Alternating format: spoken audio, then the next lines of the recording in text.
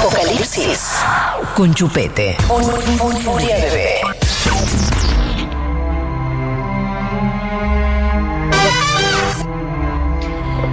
Bien, está la cortina mística de nuestro querido Astromostra. Hola, querido. Bendiciones, ¿cómo están todas? ¿Qué fue eso? ¿Un bostezo, un vómito? Ay, no, me estiré un toque. ¿Qué onda? ¿Cómo están? Muy Qué bien, alegría ¿no? tenerte. ¿Cómo andan esas conchas flojas, esas conchas?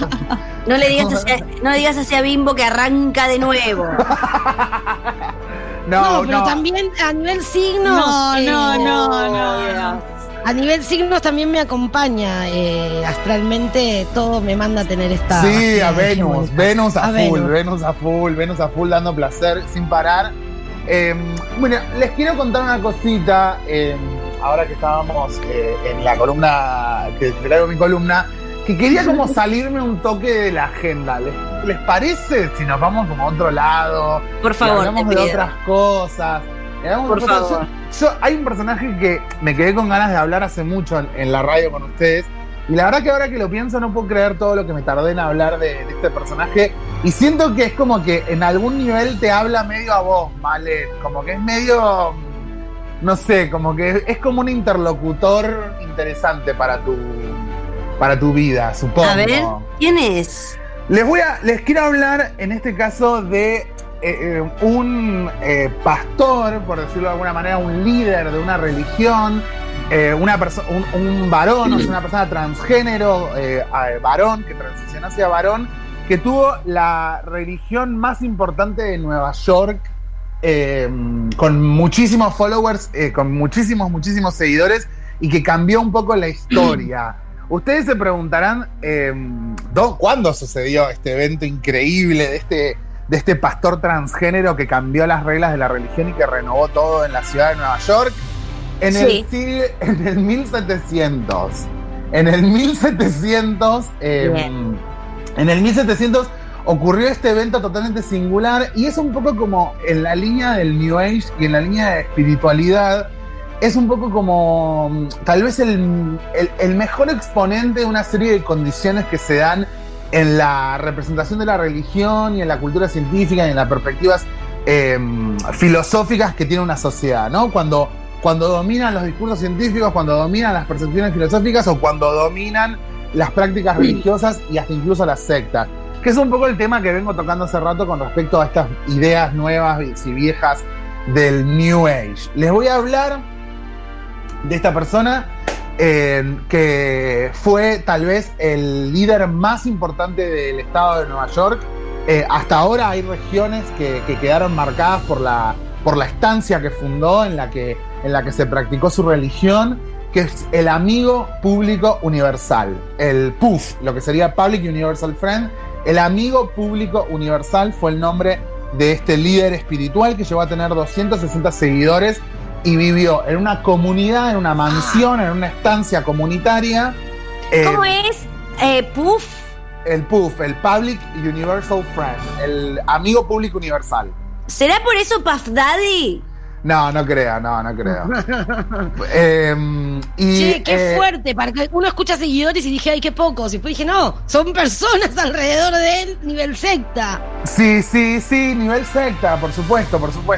Ustedes saben que en el siglo XVII, cuando llega el Mayflower y cuando se fundan diferentes líneas religiosas en lo que es las comunas de Estados Unidos, y tienen estos problemas, digamos, de los peregrinos con las personas que estaban ahí, digamos, básicamente los dueños de la tierra, que eran me sale aborigen, pero no es el término aborigen.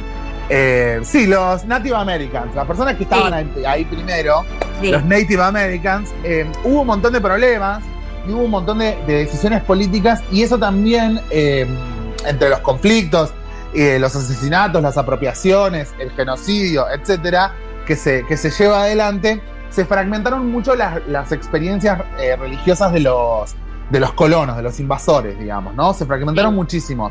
Y eso fue todo durante todo el siglo XVII. Y para el siglo XVIII están separados en diferentes pequeñas comunas que tienen diferentes prácticas religiosas que representan de alguna manera diferentes como posturas no solo a la invasión, sino también a los modos de vida, digamos. Los había más liberales, los había menos liberales, pero en general todos tenían un tono muy riguroso.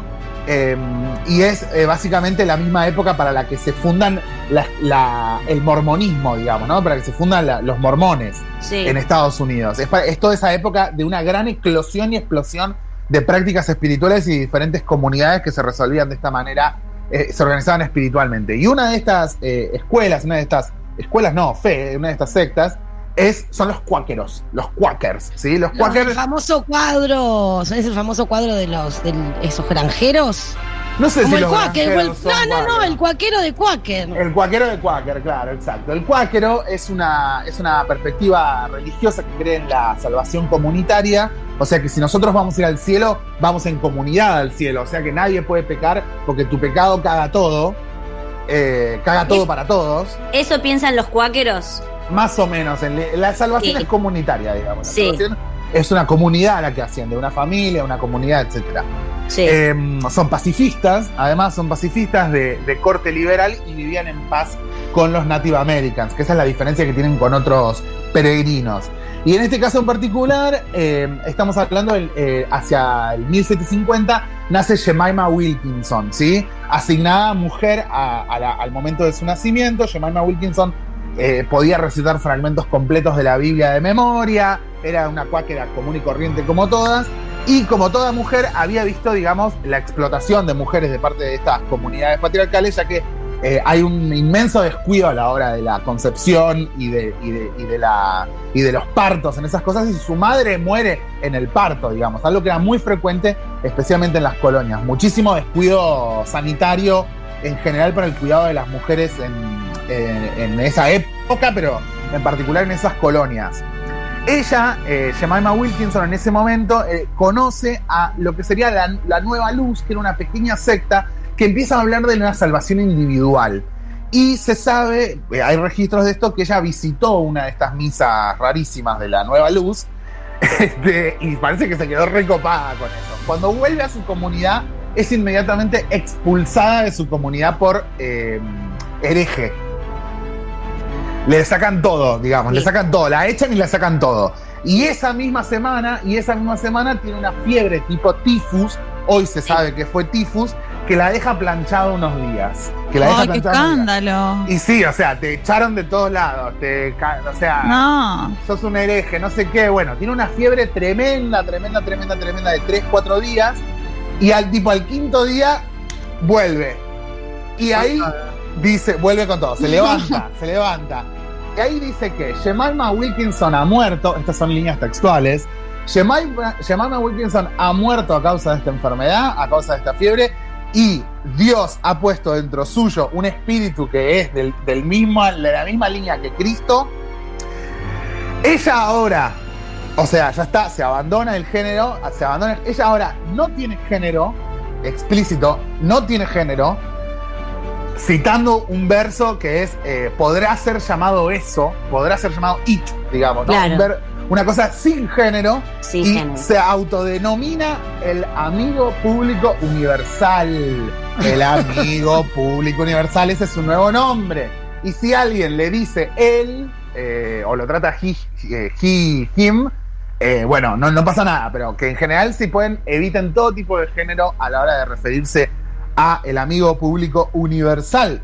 ¡Qué moderna, por favor! Absolutamente moderna. Y acá es donde empieza una cosa increíble, que es que empieza a predicar su lectura de la Biblia, en una mezcla entre la salvación comunitaria y la salvación individual, empieza a hablarle a diferentes regiones, se sube a un caballo y una carreta y se recorre todo el estado hasta Upstate New York, se recorre todos los estados levantando gente, señores, que empiezan a seguir sus predicaciones, desde Nueva Inglaterra hasta arriba de todo, hasta Nueva Jerusalén, incluso dice que tienen que tener su propio territorio directamente. O sea, el nivel de Estado Vaticano que se funda, o sea, ¿entendés? Sí. Wow. Sí, año 1700, 800. 1776 es la fiebre, 1776 es la fiebre donde se revela esto. Claro, donde y hasta renace. Donde renace y sigue muchísimo tiempo y muere, lo que se sabe es que muere el 1 de julio, ahora esta semana, este mes que viene se cumple, el de 1819, o sea que estuvo muchísimo tiempo y vivió 61 años, que es mucho más de lo que se puede decir que vive una mujer en esa época. O sea, bueno, asignada a nacimiento mujer, en este caso ya había transicionado al amigo público universal, que correspondería a algo así como un non-binary, como una persona que ha huido del binario femenino masculino. O sea, es una non-binary, digamos. NB le dicen los yankees. Sería un referente NB, pero bueno, no hay esos referentes y es ¿Cómo le gusta al yankee, ¿no? la sigla? Siempre todo lo convierten en sigla. Muy de la sigla. Son muy de la sigla. Es muy fuerte. Sí, que en realidad es algo, en realidad lo de la sigla y el portamentodo es algo medio en realidad de la unión, de la URSS. Claro, es más, sí, o sea, es como soviético. El compromat. Es más soviético, el compromat, el coso, bueno. En fin, entonces el amigo público universal empieza a tener mucha popularidad, sobre todo con mujeres. Las mujeres empiezan a seguir, las personas que habían, digamos, que eran objeto de explotación o que para cierta edad deberían estar casadas y ya tener hijos. Claro. Y una de las cosas más importantes que hace el amigo público universal es practicar la celibacía, practicar el celibato. ¿Sí? Sí, como asexuados, abstinencia.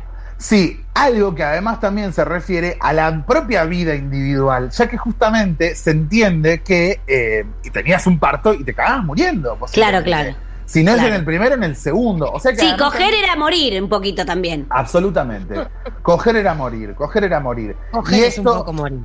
Por un lado, prolonga la vida de todas sus seguidoras que se suman a esto. Además tenía muy buena relación con los Native Americans, pero tipo bárbara, se llevaba bárbara, convivía mucho mejor que otras cosas. Esto es en Keuka Lake, o el Crooked Lake, que le pusieron los invasores, que es una zona específica cerca ahí de Jerusalén, de esa parte de allá arriba de Nueva York, del estado de Nueva York. Y además, el lado malo de todo esto es que no pudo continuar el culto demasiado tiempo, porque como practicaban el celibato, no, o sea, cuando te morías no había una descendencia que seguía practicando la fe. Esa es la parte mala, digamos. Esa es la parte que no pensaron. Esa es la parte que no pensaron. Que no iba a crecer mucho la religión si no tenían gente que había nacido en la religión. Porque la gente que nace en una religión, esa es más difícil que se vaya. Exacto. Claro. Porque es la única realidad que conoce. Es más difícil que se vaya esa persona que alguien que llega de repente y dice, por acá. Sí, es como una decisión ahí. Claro. Es una decisión. Si vos nacés en esa religión, ya bueno, y ahí es cuando no la pensaron.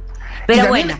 Es muy sorprendente esta idea, digamos, de que una mujer pueda llevar adelante un sermón, ¿no? Esto es increíble. Sí. Que pueda dar sermones y todo eso, pero bueno, tengo más ejemplos de la época para otras columnas más adelante. Lo que les quería decir con respecto a esto es que en el libro de LeBron Schultz, Practicando sectas seguras, el nombre es... LeBron Schultz es un gran nombre para un Drag Race. Sí. LeBron Schultz es Practicando sectas seguras, es el nombre sarcástico. Claro. Básicamente, ¿cómo es en inglés? Practicing safe sex. Sí. Como es un chiste con practicando sexo seguro. Sexo seguro con sectas. Con sectas seguras. Sí, es un chiste. Un juego de palabras. Es un juego de palabras. Básicamente lo que señala, digamos, es que en los momentos que en ciertos momentos donde el tejido social y el horizonte filosófico de una sociedad está complicado, es el momento de la explosión de las sectas, los cultos y la diversidad. No pensemos, por favor, que después de la pandemia, en este nuevo mundo en el que vamos a estar, no vaya a surgir una nueva religión que quiera recuperar, digamos, algún tipo de presencia. No es que se murió el orden viejo y ahora el orden nuevo es todo novedoso. Para nada. Este tipo de prácticas se reciclan constantemente. Y LeBron básicamente señala 4 puntos que me parecen importantes para señalar, y esto pega mucho en el New Age y pega mucho por las condiciones en las que Jemima Wilkinson, el amigo público universal, funda esto, que son momentos donde falta educación, falta una seguridad existencial, falta libertad de expresión y falta pluralismo.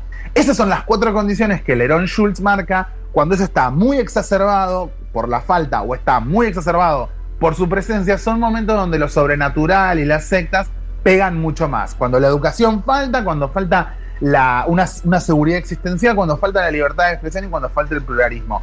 Que es el lugar donde abrevan estas sectas para pescar gente en esos momentos de profunda precariedad. Bien, perfecto. Wow. Siempre esto ha sido enseñando, la verdad. El libro gordo. el libro gordo de rarezas con Astromostra, que puede llevar puede ser el nuevo nombre de tu columna. El libro trolo de Astromostra. El libro trolo de rarezas.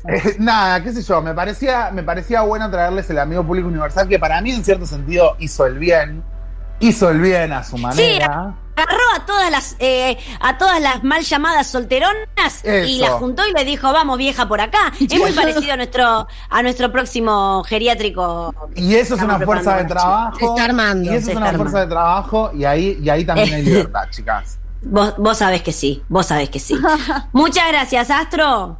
Buenas noches y buenas tardes y buena semana, chiquis. Buena semana. Besito, Astrid. Furia, bebé. Furia, bebé. Armagedón con Babero.